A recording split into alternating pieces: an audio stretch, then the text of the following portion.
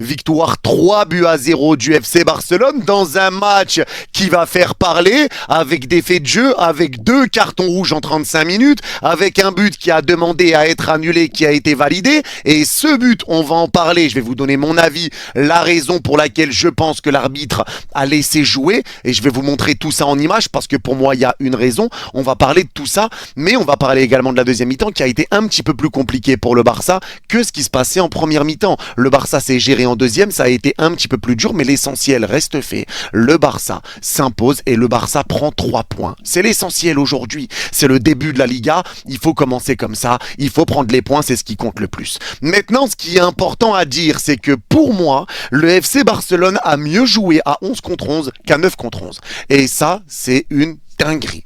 Ça, c'est terrifiant. Parce que sur la première mi-temps et notamment sur les premières minutes, tu vois un Barça qui joue haut, un Barça qui presse, un Barça qui récupère des ballons, qui pousse Mallorca à la faute, un Barça qui trouve des solutions, qui conserve le ballon, qui fait bouger le bloc, qui est dangereux, qui marque, qui ramène du danger et qui ne subit pas. Ça a été une première mi-temps, ou en tout cas des premières minutes, jusqu'au premier fait de jeu, où le Barça a dominé. Le Barça a roulé sur Mallorca, Mallorca n'y arrivait pas.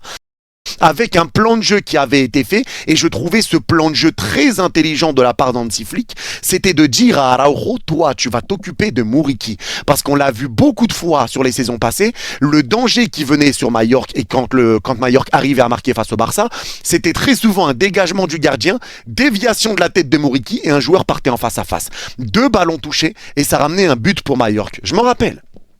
C'était tout le temps comme ça que Mallorca était dangereux face à Barcelone. Donc là, le plan d'Hansi Flick, c'était de dire à Araujo, tu prends Muriqi, tu ne le lâches pas. Là où il est, s'il y a un dégagement, tu dois être collé à Muriqi pour l'empêcher de jouer en déviation. Araujo l'a bien fait.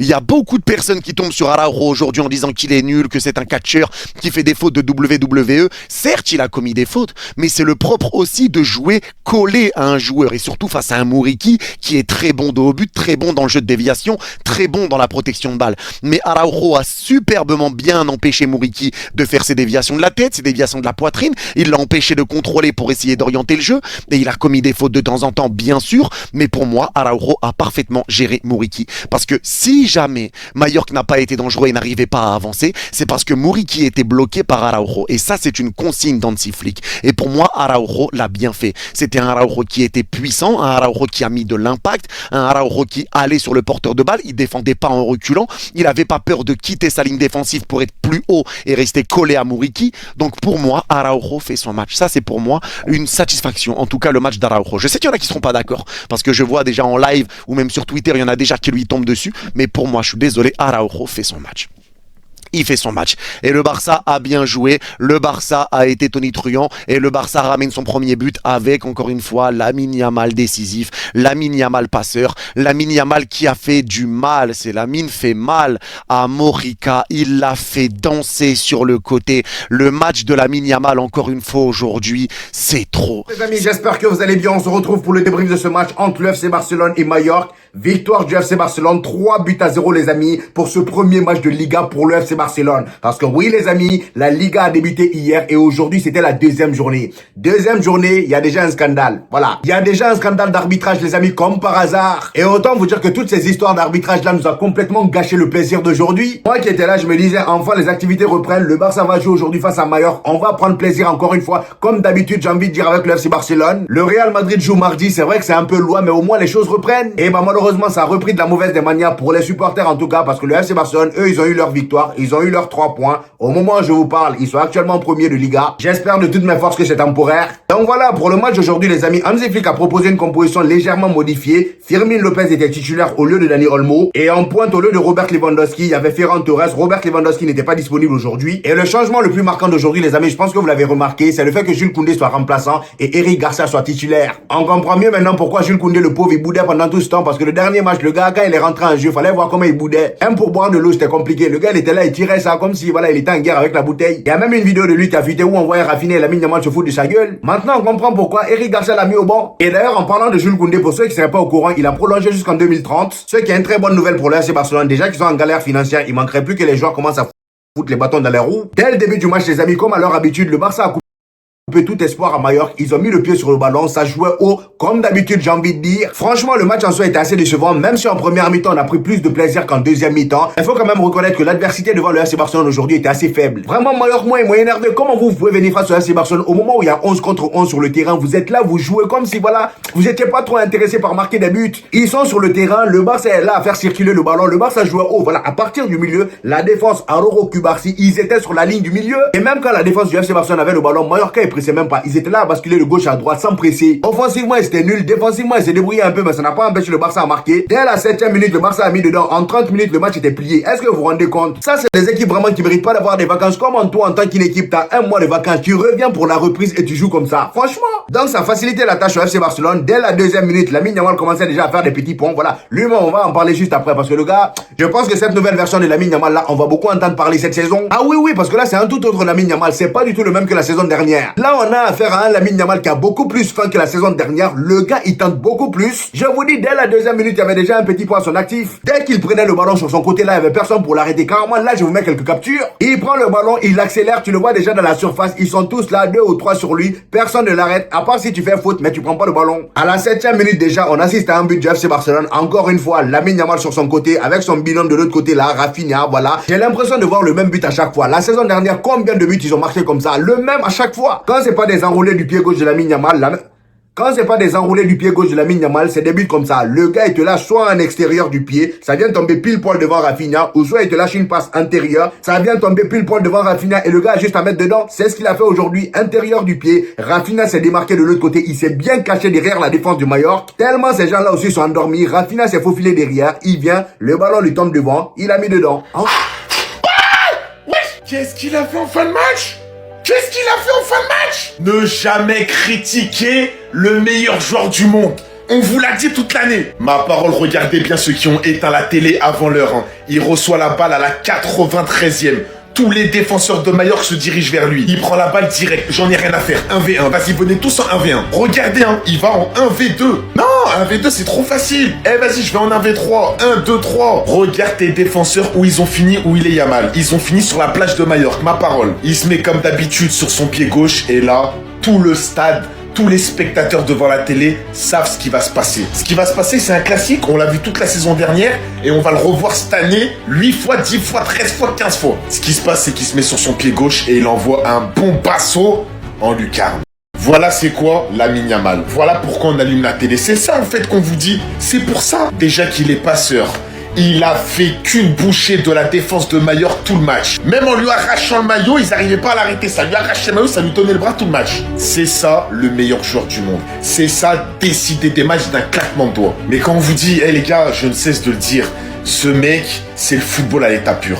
Il y a eu Messi, Ronaldo, il y a eu Neymar, il y a eu Hazard, il y a eu qui tu veux. Mais les joueurs qui nous ont fait rêver devant nos télés, cette génération-là, ça va être Yamal. Et vous le savez très bien. Ouais les gars. La hate watch, elle était claquée aujourd'hui. 3-0, victoire du FC Barcelone, assez facilement. 2 cartons rouges totalement mérités du côté de Majorque. Du côté du FC Barcelone, je tiens à préciser que la VAR, elle était en panne. Parce que là, je suis désolé, c'est carton rouge. Mais on va le mettre sous le compte de la panne, tranquille. Mais il y en a 2 qui se retrouvent. Rafinha et Lamine Yamal. Spectaculaire, incroyable comme d'habitude. Lamine Yamal toujours à la passe, à la finition, Rafinha. Regardez la passe et ça a donné but automatiquement. Par la suite, Ferran Torres a marqué son but. Il y a eu énormément de polémiques au sujet du défenseur qui s'est laissé tomber. J'apprécie énormément le poste de défenseur parce que je l'ai été dans le niveau amateur. Mais moi, je trouve que c'est un fragile, les gars. Il voit venir la balle. La balle est touchée en haut de son crâne. Il essaye de gagner du temps.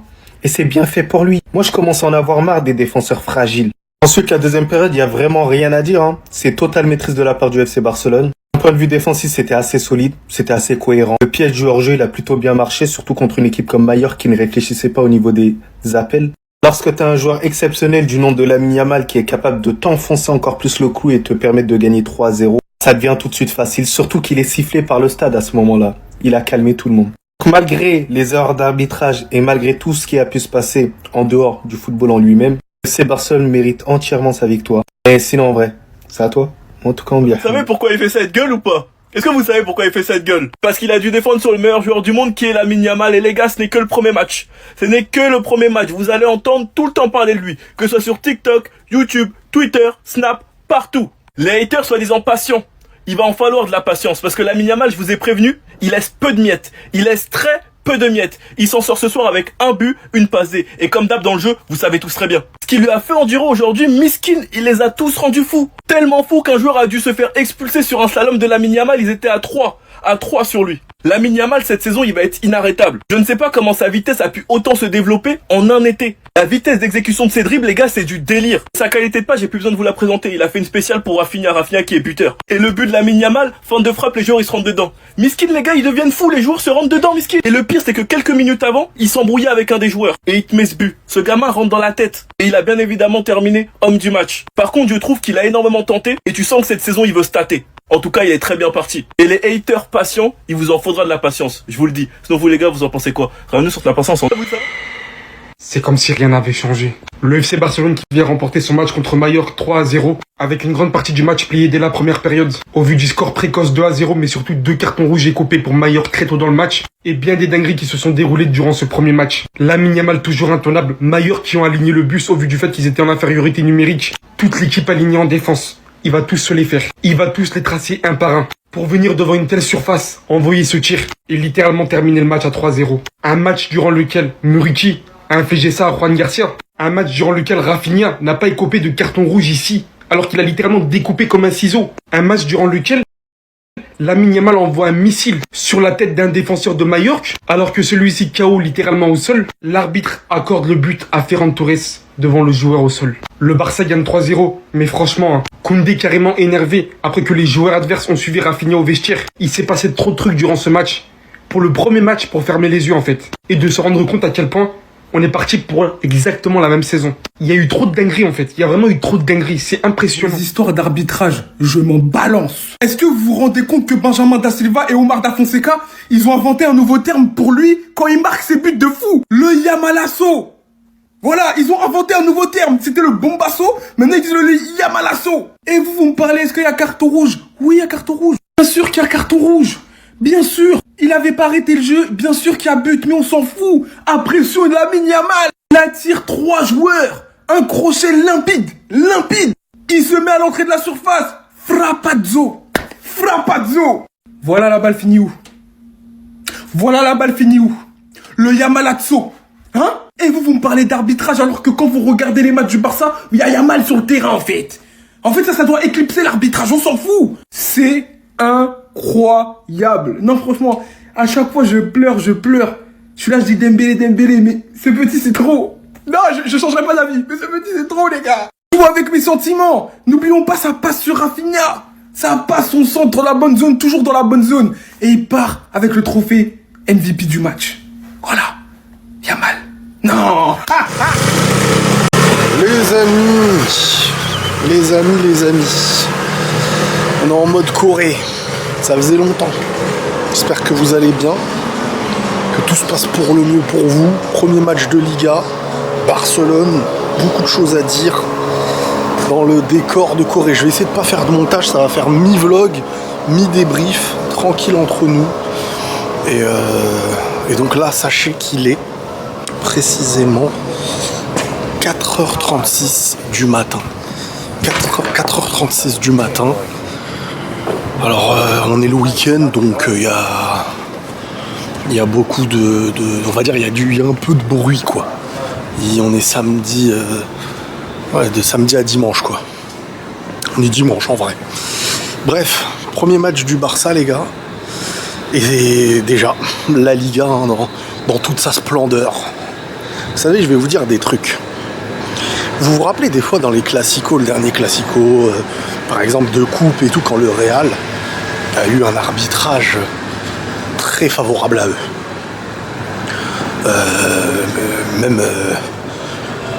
J'en ai parlé aussi et tout, mais je vous avais dit un truc à ce moment-là.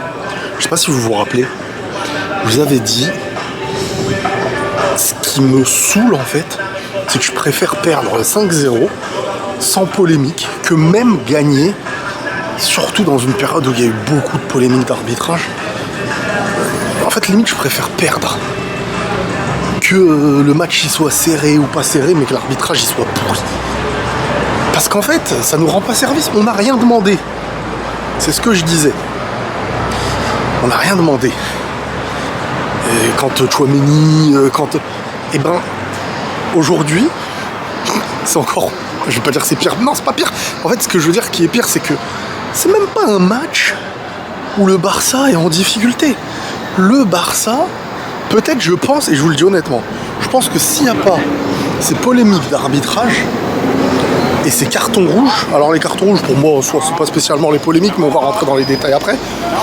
Pour moi, le Barça, à 11 contre 11, voilà, plutôt c'est ça que je veux dire, à 11 contre 11, le Barça, pour moi, il gagne beaucoup plus que 3-0. Ouais. Parce que Lamine Yamal, il a mis son banger à la fin.